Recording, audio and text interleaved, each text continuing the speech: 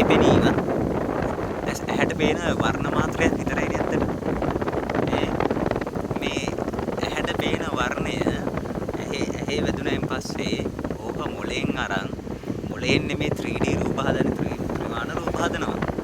Process කරන මේ අපි දැන් ඔයාලා දන්නවනේ CPU, GPU, TPU ඔයාලා කියන්නේ දැන් ඔය ගේමින් ගහනකොට මෙච්චර VGA එකක් ඕන.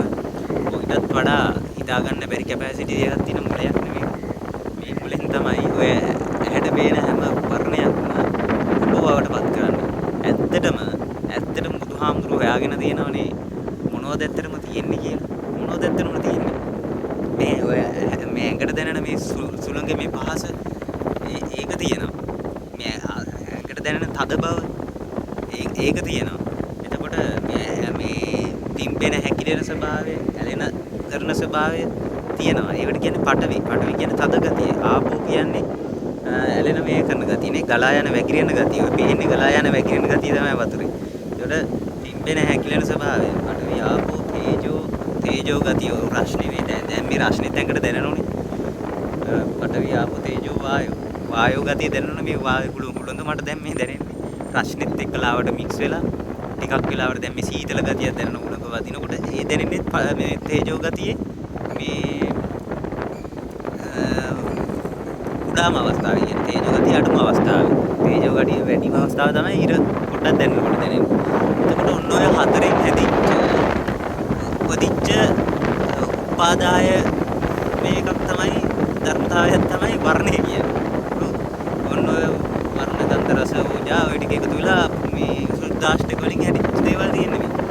සුද්දාෂ්ටක වලින් හැදිච්ච දේවල් ටිකක් තියෙනවා. ඒකෙන් ඇහැට ගැටෙන්නේ වර්ණය විතරයි.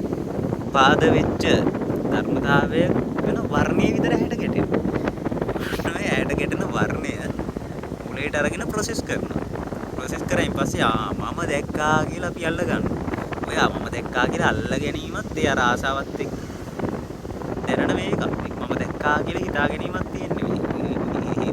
හිතෙන මේ දැනෙන දේ ඊපස්සේ කයටත් දැනෙනවා. දැන් මට මෙතන සුළඟ දැනෙනවා. මම මේ වගේ තැනක ඉන්නවා කියලා එහෙම දැනෙනවා. මේ මොලෙන් අර ගන්න මේ පංචේන්ද්‍රයන්ගෙන් එන ඒවා මොලෙන් ප්‍රොසෙස් වෙලා දුන්නාම අපි අල්ල ගන්නවා මේක දැක්කා කියලා. අපි අල්ල ගන්නවා කියලා කියන්නේ අපි අල්ල ගන්නවා කියන කොටත් උතන අවුල්. අපි අල්ල ගන්නව නෙමෙයි. මෙතන දැන ගැනීමක් තියෙනවා. ඒ දැන ගැනීම මමයි කියලා හඳුන ගන්නවා. ඒ හඳුන ගැනීම අවිද්‍යාව නිසා තියෙන්නේ. අවිද්‍යාව පත්‍ය සංඛාරා කියලා කියනවනේ. මම වැඩි මේ පාලි ගැන කතා කරන්න මම දන්නේ නැහැ. මට තේරුණ විදිහට තමයි මම පැහැදිලි කරන්නේ.